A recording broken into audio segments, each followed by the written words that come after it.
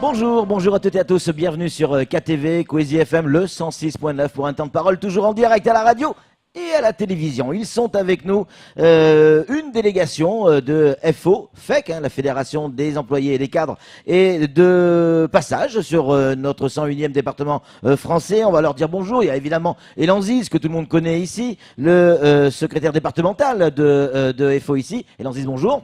Bonjour Patrick. Et on a également donc Sébastien Buzéris qui est avec nous, le secrétaire général également de FO FEC. Sébastien, bonjour.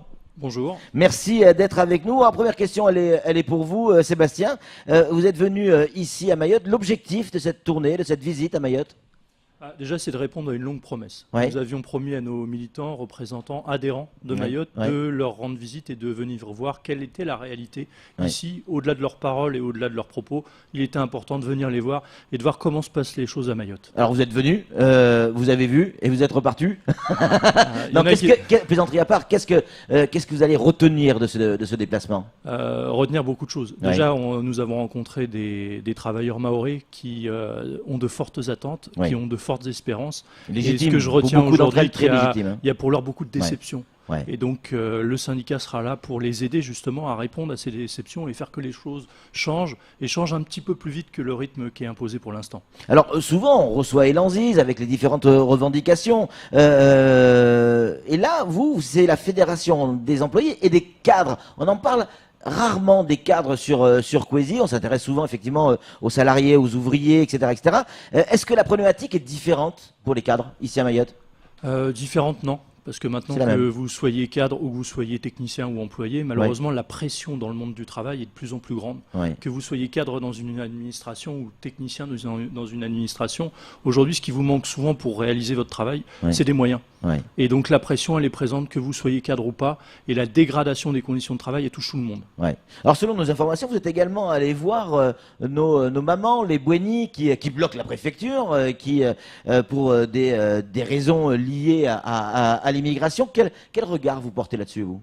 Bah, je dirais que le hasard a fait que nous sommes passés dans cette rue parce que Ouais. nous avions une réunion. Ouais. Et moi, ce qui m'a avant tout choqué, au-delà du combat que ces personnes peuvent mener, Ouais. ce qui m'a choqué, c'est le mur de la honte. C'est-à-dire qu'on a muré, on empêche le passage vers la préfecture. Et je dirais Avec que ça- ces murs de plexiglas faits par les du gendarmes. plexiglas, des gendarmes juste derrière. Ouais, ouais. Et je dirais que ça augure finalement d'un État qui a peur de ses citoyens.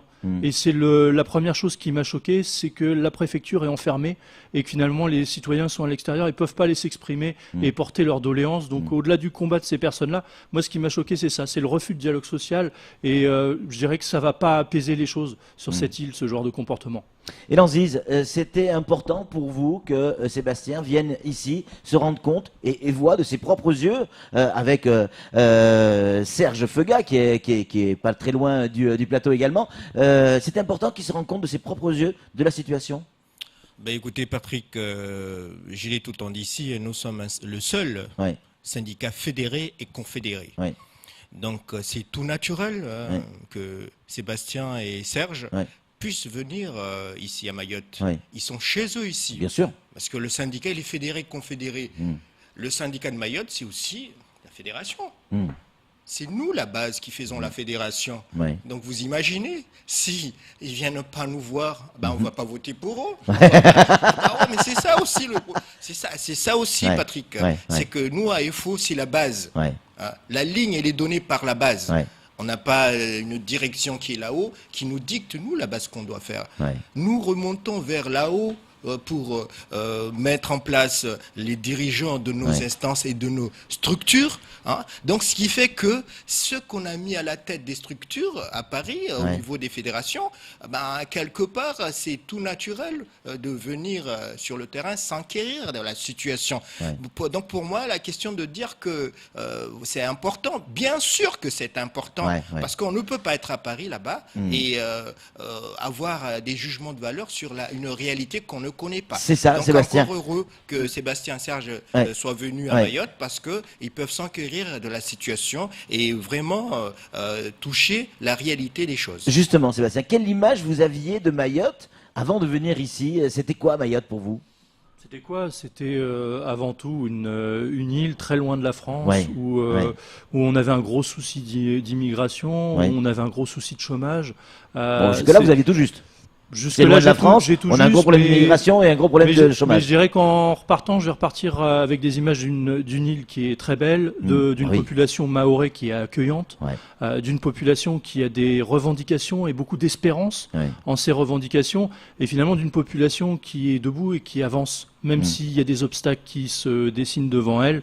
Cette population, et s'il le faut par le combat et par la lutte, elle a vraiment envie d'avancer et de développer économiquement son île et faire que cette île soit reconnue pour sa beauté, non pas pour ses problèmes. Comment vous allez nous aider?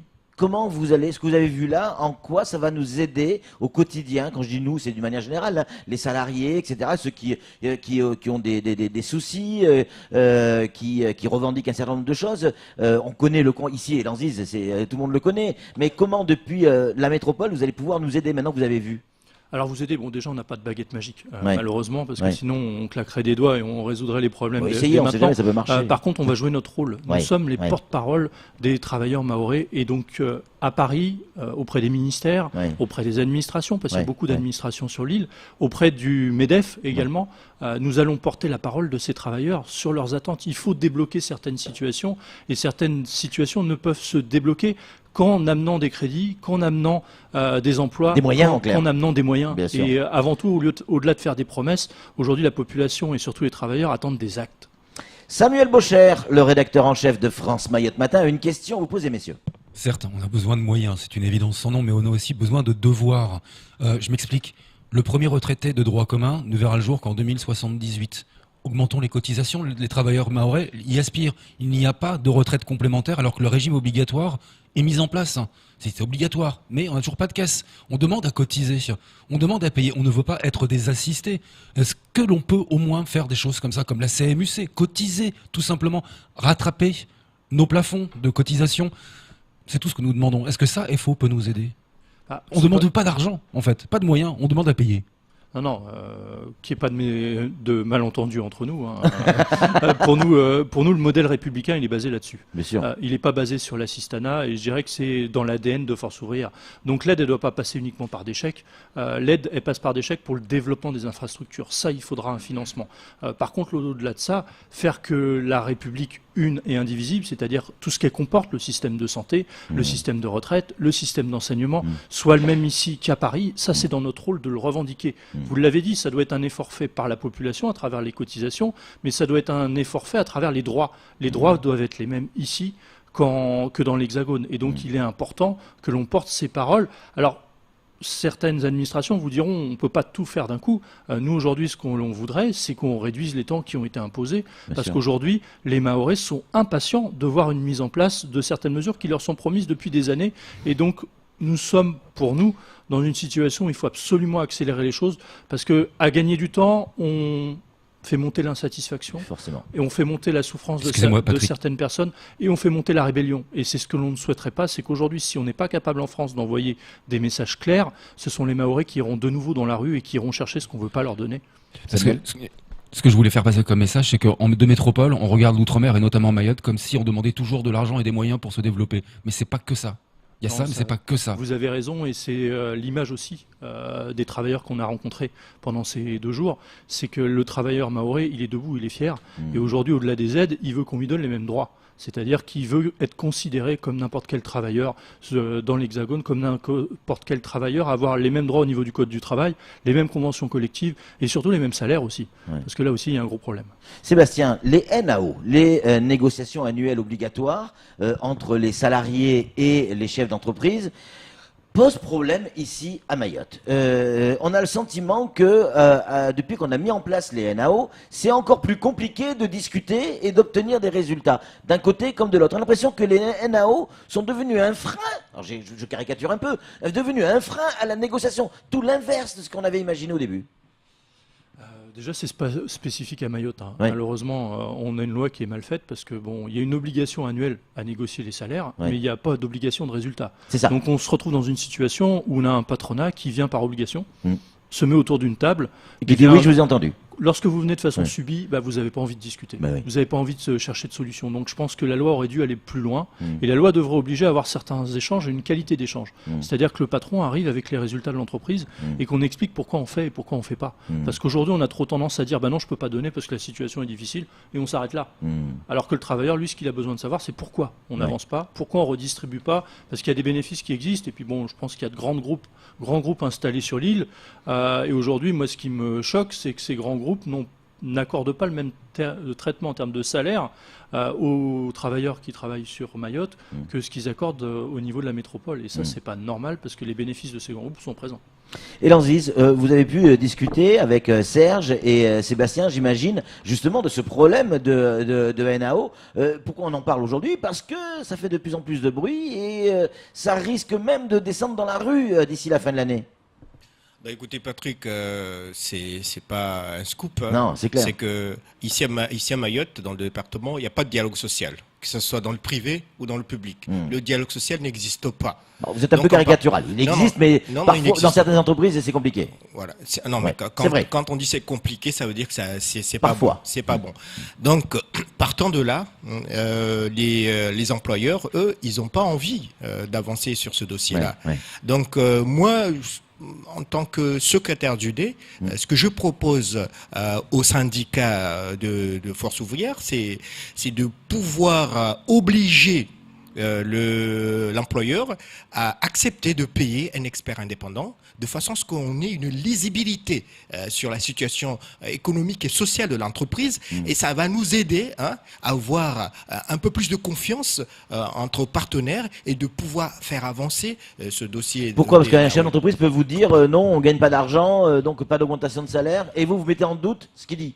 Ben, c'est trop facile de dire que j'ai pas de sous. J'ai Ouais. pas de sous pourquoi? Ouais. Faut expliquer, faut Ouais, analyser. ouais, ouais. Mais tout ça, c'est un expert indépendant qui peut le faire parce que il a une neutralité et qui Et ça, l'emmène c'est à la nous- charge pour vous de l'entreprise. C'est à la charge de l'entreprise. Et là, je ne veux pas que les grandes entreprises nous opposent un refus, c'est-à-dire un fin de nous recevoir.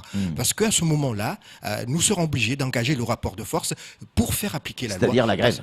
Pour faire appliquer la loi, vous Ouais. imaginez? Ouais. On fait la grève pour faire appliquer la loi. Ouais. Donc aujourd'hui, la DIECT qui est présent ici à Mayotte doit aussi faire son travail Ouais. d'information, d'incitation à faire respecter aussi la loi ici à Mayotte, le code du travail. Faire la grève pour faire appliquer la loi, ça vous fait lever les yeux au ciel, Sébastien?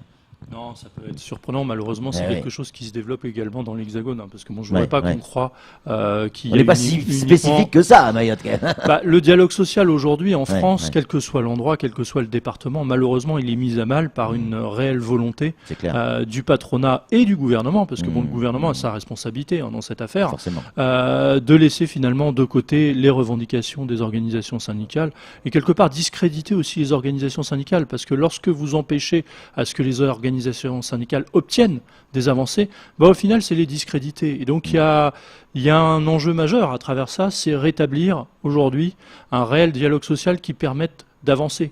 Et d'ailleurs, le slogan de notre organisation syndicale, c'est avant tout résister, revendiquer et reconquérir. C'est le slogan de notre organisation syndicale pour cette année, parce qu'on pense qu'aujourd'hui, il y a les moyens de reconquérir. On peut, avec les bénéfices, et notamment, je prends qu'un chiffre, celui du CAC 40. Vous prenez le CAC 40, l'année dernière, 94 milliards d'euros de bénéfices. Ouais, ça Donc peut- lorsqu'on parle de crise, oui, il y a la crise, mais pas pour tout le monde. Et il y a Ouais. des sources de financement du coup à Ouais. aller chercher, mais encore faut-il en avoir la volonté. Ouais. Et donc pour Force ouvrière aujourd'hui, il n'est pas aberrant, il n'est pas utopiste de dire on peut reconquérir des droits pour les salariés. Il faut de nouveau repartir dans une conquête sociale. Et ça doit être un choix du gouvernement, ça doit être un choix également du patronat. Samuel Bocher, une réaction. Malheureusement, il y a des mouvements sociaux à Mayotte, beaucoup trop, mais on comprend pourquoi. Mais à l'issue, il y a souvent des représentants du personnel, des délégués syndicaux qui payent le prix fort et qui se retrouvent licenciés avec l'aval de la DIECT. FO, on a payé le prix fort avec Sodifram, la CGTMA, avec le conflit à la Colasse. Est-ce que c'est pareil en métropole? Pareil, la CFDT également. Hein. Et la CFDT aussi, oui. Malheureusement, le constat est le même en métropole. Nous avons eu, bon, je donnerai pas de nom parce qu'on n'est pas là pour faire des cas individuels, mais en métropole, nous avons également des licenciements de personnes pour des raisons qui sont nulles. C'est-à-dire que cette personne, le seul défaut qu'elle a, c'est d'être secrétaire d'un comité d'établissement. Le seul défaut qu'elle a, c'est d'avoir interpellé son patron sur le fait que les revendications n'étaient pas suivies. Ces personnes-là sont licenciées. Le licenciement est confirmé par la diète. Et derrière, il faut aller en justice pour faire casser. Et il nous est arrivé encore récemment de faire casser des décisions qui avaient été signées notamment par Madame El Khomri. Donc ça veut dire qu'on a des administrations aujourd'hui qui agissent dans l'intérêt du MEDEF, dans l'intérêt du patronat et qui oublient leur neutralité parce que normalement il devrait y avoir une certaine neutralité et l'administration est normalement là pour défendre les droits justement des syndicalistes et des représentants du personnel. Et ça c'est un oubli aujourd'hui et nous devons absolument demander à rétablir les choses parce qu'aujourd'hui dans le monde du travail, un délégué doit être avant tout protégé et on ne doit pas pouvoir lui reprocher d'être délégué et de licencier pour cette raison. Qu'est-ce que vous avez envie de dire à tous ceux qui nous regardent, qui nous écoutent, qui nous surfent actuellement 150 000 hein, pratiquement tous les matins qui sont avec nous. Qu'est-ce que vous avez envie de leur dire? Parce qu'il n'y a pas que des gens qui sont salariés qui sont là aujourd'hui. Là où je veux en venir, c'est qu'il y a aussi, vous l'avez dit, beaucoup de chômage ici à Mayotte. Et qu'est-ce que vous avez envie de leur dire à ces gens qui cherchent un travail? Qui cherchent un travail, c'est que le syndicat est là avant tout pour changer le code du travail, pour leur faire une place également dans ce monde du travail et pour les protéger. Parce que certains sont au chômage aujourd'hui parce qu'ils ont été parfois injustement licenciés. Ouais. Et donc notre rôle, il est là, c'est de les aider à retrouver un emploi. Au chômage, qui ne veut pas forcément dire indemnisé. Hein, non, pas forcément dire. Hein. Mais ce que je voulais dire aujourd'hui, c'est que notamment dans le paritarisme et dans la formation professionnelle, les syndicats sont présents. Et notre rôle aussi, c'est d'exiger des budgets de formation pour accompagner ces salariés vers des métiers qui leur permettront d'avoir un emploi. Donc la formation professionnelle à Mayotte, comme dans l'Hexagone, elle devra être un enjeu majeur pour amener ces jeunes générations ou ces anciennes générations à accompagner les évolutions du monde du travail, parce que le monde du travail évolue et les métiers évoluent. Sébastien Elanziz, Serge, merci beaucoup d'être venu sur ce plateau et d'avoir répondu à nos questions. Merci à vous. Merci infiniment. C'est tout pour ce temps de parole. Tout de suite, la suite de nos programmes.